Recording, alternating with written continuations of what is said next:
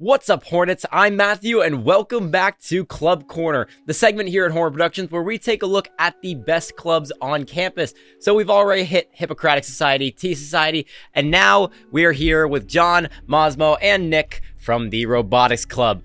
Now, robotics has always intrigued me. I used to do robotics myself, competitive fighting. If you guys have ever seen BattleBots, I was on the show for one season. So here, let me ask.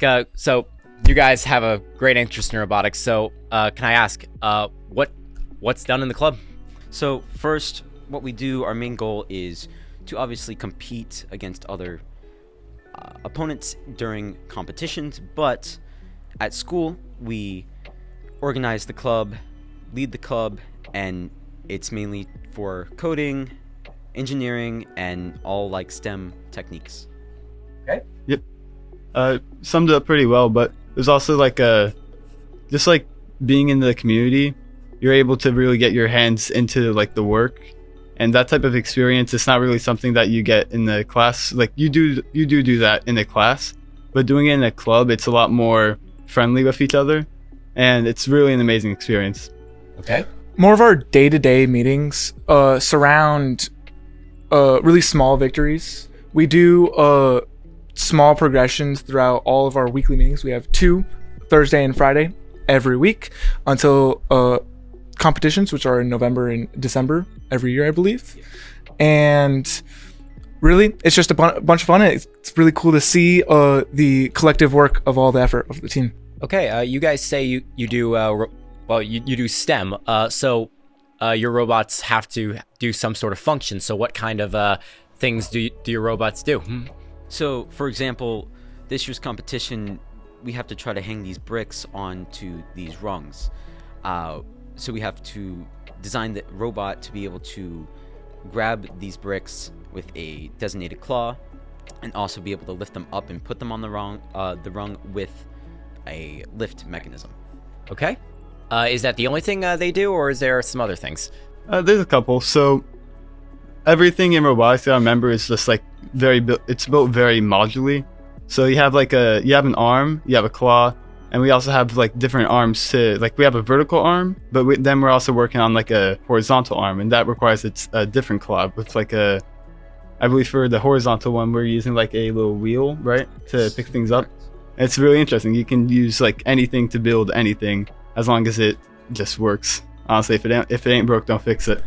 A part of robotics is really just like they said, trial and error, and then when it works, and if it doesn't, like they said, it's modular. So it's super easy to detach something from the robot, add something to the robot. Someone who has a new idea, a bunch of creativity is super amazing and fostered in robotics. So it's really nice to it's cool to see how the robot turns out due to a bunch of people's different ideas over a course of a couple months. Wonderful. Well, Mosmo, actually, you said that you have arms and wheels working. Are these larger or smaller mechanics, I guess? So they're all very large mechanics. Don't get me wrong, but since they're all built modularly, we can determine like if they are big or small. Like none of them are detrimental. If one of them like doesn't work, it's not like, oh no, it's done, like stop the club. It's like, all right, we can take that off, we can repair that, and everything will be fine. But in general, the only like big major mechanic is just the robot base itself, and that's pretty hard to mess up. Okay. All right. So you're saying it's simple to simple to start, hard to build on. Okay. All right. Well, there's a small little picture of the club. We'll get into that in a little bit. But all right. So, well, we got a small idea of what robotics does. I know you guys do some competitions and have a couple events. So why don't you tell us a bit about those? So first, we just had a recent competition, and we luckily placed 5th out of 24, which is the best we've ever done. Can I ask, is that between other schools? This is between different schools and different clubs as well. Different organizations, yeah, that's a good word to put. And we've competed with these teams before in past years. We've been ranking up every year, and this year we hope to get the states. But during the competition, like I've said before, there's a arena where we have to put these bricks onto these. There's like multiple ways to score, such as grabbing the bricks with the claws and putting them on the rungs, also putting them into these buckets, and parking, autonomous. All these different mechanisms go into one to score up points and hopefully win the competitions. Okay. Well, can you elaborate on what the point system is? So these buckets that he mentioned, they're elevated. It's not going to be easy like right next to your feet. That it's elevated, and they rank you on actually how far your arms can elevate.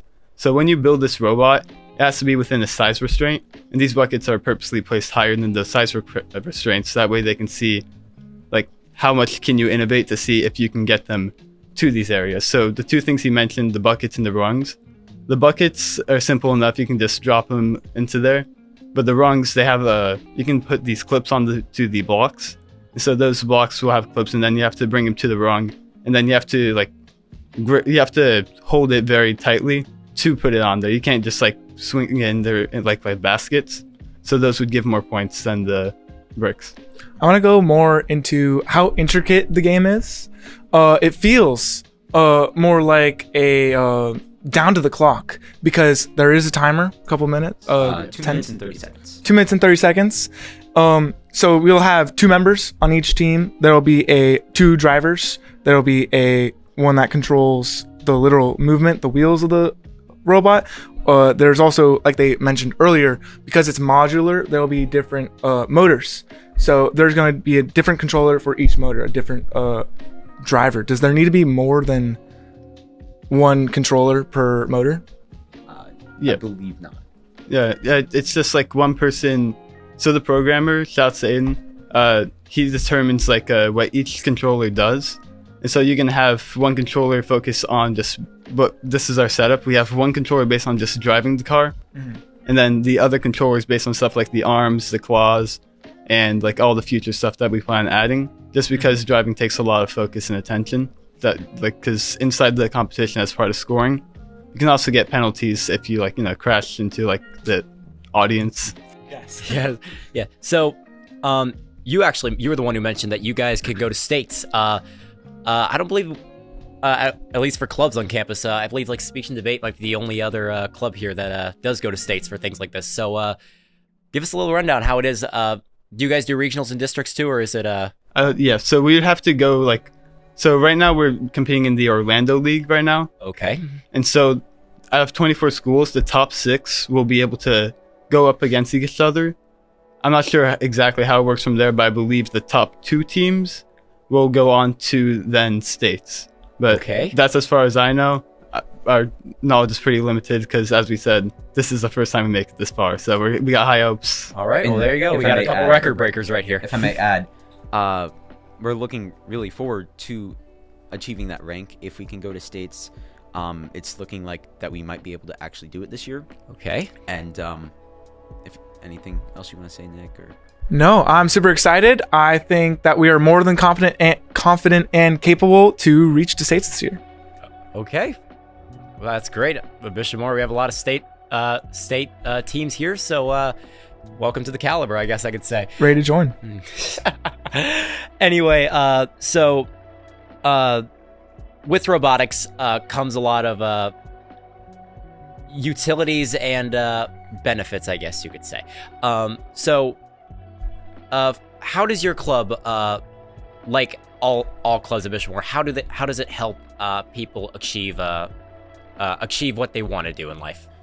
So, like I said earlier, we're focused on STEM a lot. So if you're interested in engineering or coding or even just organization, for example, I'm the biggest organizer of the club, and I help organize the parts very needed, and all those leaders, representatives, all those coincide, and they help people become a better leader and a better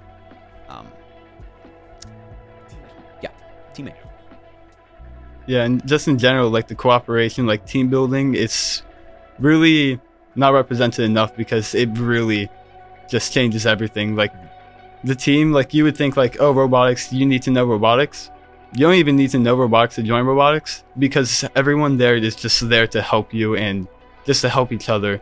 And that type of thing, it's not really found that many places because it's just so needed.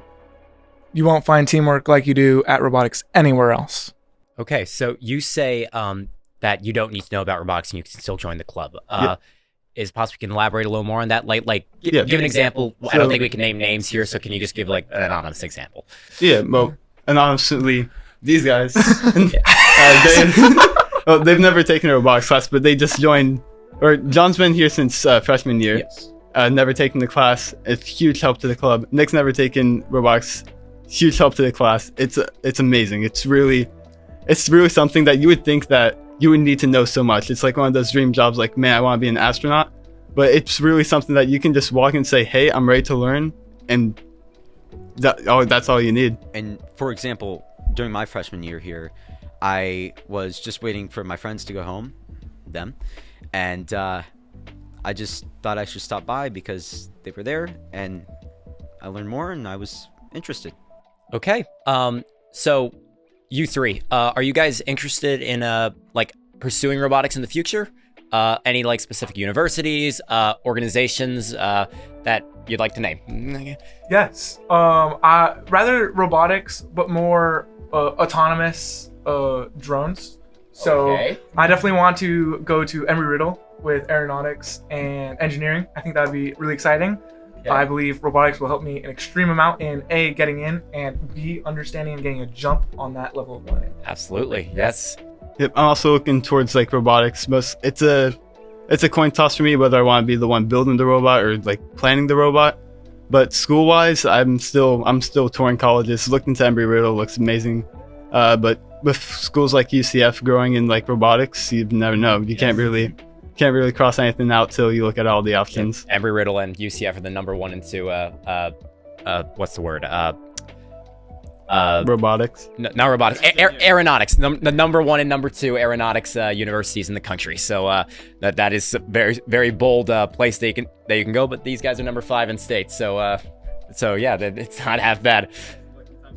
It is. And for me, my goal is to go either to places such as Embry-Riddle, UCF, even maybe higher education such as MIT or Georgia Tech, and kind of get into the robotics field there or engineering.